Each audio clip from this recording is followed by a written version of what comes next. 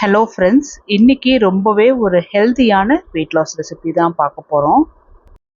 Thyroid இருக்கிறவங்களா இருக்கட்டும், இல்லை ரொம்பவே அனீமிக்காக இருக்கிறவங்களா இருக்கட்டும், சில பேருக்கு மருந்து மாத்திரை எடுக்கும்போது ரொம்பவே வெயிட் போடும். அதனாலேயே நம்ம நேச்சுரலாக இது போல் உணவுகள் சாப்பிட்டு நமக்கு இருக்கிற பிரச்சனைகளை தீர்த்துக்கணும். ஸோ இதுக்காக வேண்டி நான் இன்னைக்கு பவுலில் 1 டம்ளர் ராகி எடுத்திருக்கேன். ராகியில் அதிகப்படியான கால்சியம் இருக்கிறதுனால நம்மளோட போன் நல்லாவே ஸ்ட்ராங்காக இருக்கும். வெயிட் லாஸ் பண்ணுறதுக்காக டயட்ரி ஃபைபர் இருக்குது. அனீமிக்காக இருக்கிறவங்களுக்கு அயன் கண்டென்ட்டும் இருக்குது. அதே டம்ளரில் 1/4 டம்ளர் கருப்பு உளுந்து எடுத்திருக்கேன். உளுந்து தோலோடவே எடுத்துக்கும் போது அதிகப்படியான ஃபைபர் இருக்குது. இது ஹார்ட் ஹெல்த்துக்கு ரொம்பவே யூஸ்ஃபுல்லாக இருக்கும். அது மட்டும் இல்லாமல் இதில் பொட்டாசியம், மெக்னீஷியம், கால்சியம், ஃபாஸ்பரஸ் இருக்குது. அதே டம்ளரில் ஒரு 1/2 டம்ளர் பாசிப்பருப்பு எடுத்திருக்கேன். பாசிப்பருப்பில் அதிகப்படியான புரோட்டீன்ஸ், ஃபைபர்ஸ், பொட்டாசியம், அயன் இருக்குது. இது கூட 1/4 டீஸ்பூன் வெந்தயம். வெந்தயத்துலேயும் ஃபைபர் இருக்குது, அயன் இருக்குது, புரோட்டீன் இருக்குது. ஸோ இது எல்லா தானியங்களுமே நம்ம ஒன்றா சேர்ந்து எடுக்கும்போது நம்ம உடலுக்கு தேவையான ஊட்டச்சத்து நம்ம இதிலிருந்தே எடுத்துக்கிறோம்.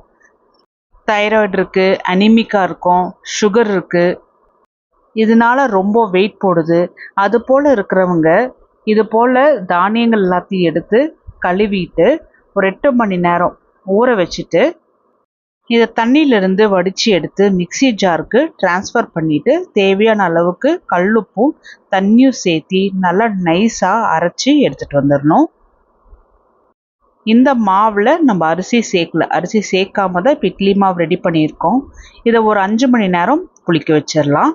சைட் டிஷ்ஷுக்கு பேனில் நான் 1 டேபிள் ஸ்பூன் கடலெண்ணெய் ஊற்றி எண்ணெய் சூடான உடனே 1/4 டீஸ்பூன் ஜீரகம், 1/4 டீஸ்பூன் கடலைப்பருப்பு, 1/4 டீஸ்பூன் உளுந்து. ஸோ மிதமான சூட்லேயே இது எல்லாமே நல்லா பொன்னிறமாக வறுத்து எடுத்துக்கணும். இது கூட காரத்துக்காக நான் 4 வரமிளகா சேர்த்திருக்கேன். வரமிளகாவும் மிதமான சூட்லேயே நல்லா முருகல் போல் வறுத்து எடுத்துக்கணும். இது கூட நான் ஒரு 15 பல்லு பூண்டு சேர்த்திக்கிறேன். பூண்டு சேர்த்துறது உடம்புக்கு ரொம்ப நல்லது. ஸோ முடிஞ்ச அளவுக்கு பூண்டு சேர்த்திக்கோங்க. பூண்டு சேர்த்துறதுனால ஹார்ட் ஹெல்த்துக்காக இருக்கட்டும், கேஸ்ட்ரிக் ப்ராப்ளம்க்குலாம் ரொம்பவே யூஸ்ஃபுல்லாக இருக்கும். இதில் நான் ஒரு நார்மல் சைஸ் வெங்காயத்தை சின்ன சின்னதாக கட் பண்ணி போட்டிருக்கேன். ஸோ வெங்காயத்தையும் நல்லா வதங்க விடணும். ஆனால் கோல்டன் ப்ரௌன் கலரில் ஆகிற அளவுக்கு வதங்க விடணுங்கிற அவசியம் இல்லை. லைட்டாக பிங்க் கலராட்டம் ஆனாவே போதும். இதில் 4 நார்மல் சைஸ் தக்காளியவும் நான் கட் பண்ணி சேர்த்திருக்கேன். ஸோ தக்காளி நல்லா வெந்து மசிஞ்சது போல் நல்லா வதக்கி எடுக்கணும். ஏன்னா தக்காளி ஹார்டாக இருக்கும். நல்லா வதக்கி எடுக்கும்போது நல்லா சாஃப்ட் ஆகும். இதில் தேவையான அளவுக்கு கல்லுப்பும் 1/4 டீஸ்பூன் மஞ்சளும் போட்டு நல்லா வதக்கி எடுத்துக்கலாம். அப்பப்போ நல்லா கலந்துட்டு வெங்காயம் தக்காளியை நல்லா வதக்கி எடுத்துக்கணும். இது ஒரு கார சட்னி போல் நல்ல டேஸ்ட்டாக இருக்கும். ராகி இட்லி, ராகி தோசைக்கெல்லாம் இது போல் காரசாரமாக சட்னி எடுத்துக்கும் போது நல்ல டேஸ்ட்டாக இருக்கும். புளிப்புக்காக நான் சின்ன துண்டு புளி தான் சேர்த்திருக்கேன்.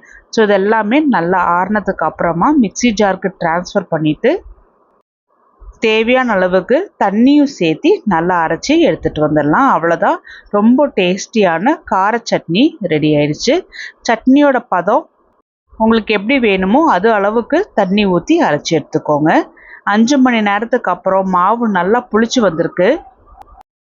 மேலே இருக்கிற மாவெல்லாம் எடுத்து விட்டுட்டு அதுக்கப்புறமா கீழால் நல்லா கலந்துடணும். ஏன்னா தண்ணி கீழே தேங்கி நின்றுட்டு கெட்டியாக மேலே நிற்கும். அதனால் அவசரப்பட்டு தண்ணி ஊற்றக்கூடாது. மாவு இந்த பதத்துக்கு இருக்கணும். இந்த பதத்துக்கு இல்லாமல் கெட்டியாக இருந்ததுன்னா மட்டும் தண்ணி சேர்த்தினா போதும். இட்லி பிளேட்டில் கொஞ்சமாக நான் தேங்காய் எண்ணெய் ஊற்றி இது போல் 3 குழிக்குள்ளே மட்டும் ப்ரஷ் பண்ணி விட்டுக்கிறேன். இதில் ரெடி பண்ணி வச்சுருந்த மாவை ஊற்றிக்கலாம். இட்லியை ஒரு 10 நிமிஷம் ஃப்ளேம் ஆனில் வச்சு வேக வச்சுட்டு ஒரு 5 நிமிஷம் சிம்மில் வச்சுட்டு ஆஃப் பண்ணிடணும். அதுக்கப்புறமா 50% ஆற விட்டுறணும். அப்போது மாவு நல்லாவே வெந்து வந்திருக்கும். இப்போ பாருங்க, ராகி இட்லி நல்லா பர்ஃபெக்டாக வெந்து வந்திருக்கு. தானியங்கள் பொறுத்த வரைக்கும் நல்லா ஊற வச்சு அரைச்சு புளிக்க வச்சு நல்லா வேக வச்சு சாப்பிடணும். அப்போ தான் அதோட முழுமையான ஹெல்த் பெனிஃபிட்ஸ் நமக்கு கிடைக்கும். இதை நம்ம ரெடி பண்ணி வச்சிருந்த கார சட்னியோட தான் சாப்பிட போகிறோம். ஒரு வேளைக்கு 2 இல்லை 3 இட்லி சாப்பிட்டாவே நல்ல ஸ்டொமக் ஃபில்லிங்காக இருக்கும். இது தைராய்டு இருக்கிறவங்க, சுகர் இருக்கிறவங்க, அனிமிக்காக இருக்கிறவங்க, வெயிட் லாஸ் பண்ணணும், வெயிட் மேனேஜ் பண்ணணும், அது போல் இருக்கிறவங்க அரிசி சேர்த்தாம இது போல் இட்லி செஞ்சு பாருங்கள். ரொம்ப டேஸ்டியாக இருக்கும். அரிசியிலான இட்லியை நம்ம சாப்பிடல அப்படிங்கிற ஒரு ஏக்கமே வராது. அந்த அளவுக்கு நல்ல சாஃப்டாக, நல்ல ஸ்பாஞ்சியாக, நல்ல டேஸ்டியாக இருக்கும். ட்ரை பண்ணி பார்த்துட்டு சொல்லுங்கள்.